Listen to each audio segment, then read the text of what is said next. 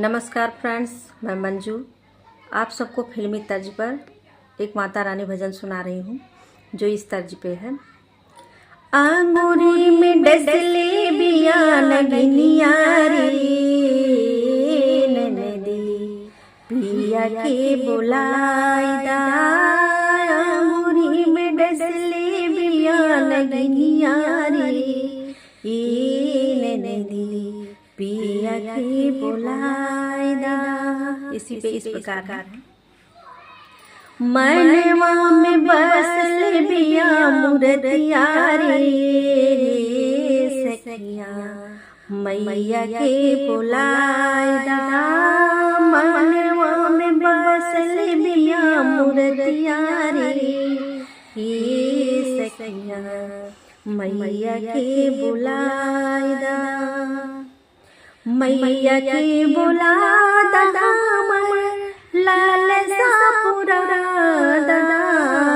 मैया के बुला दादा लाल सापुरा दादा।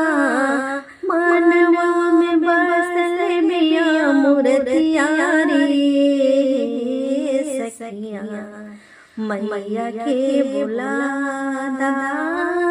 मनवा में बसल बिया मूर्तिया रे सखिया मैया के बुला दादा। एक तो बसाती मैया विंध्याचल पहाड़वा।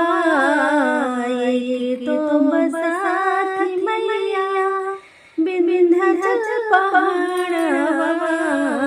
दूसरे उररिया बाया उड़ियने सखिया मैया के बुला दादा।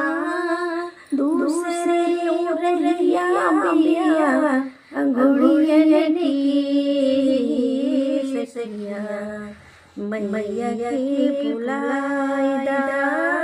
मनवा में बसल बिया मूर्तिया रे सखिया मैया के बुला दादा।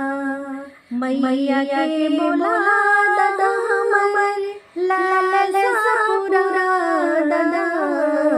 मैया के बुला दादा लाल सापुरा दादा। रोम रोम गाए कीर्तनवारी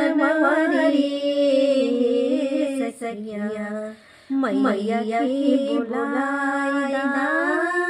रोम रोम गाए कीर्तनवारी सखिया मैया के बुलाईदा। धन्यवाद।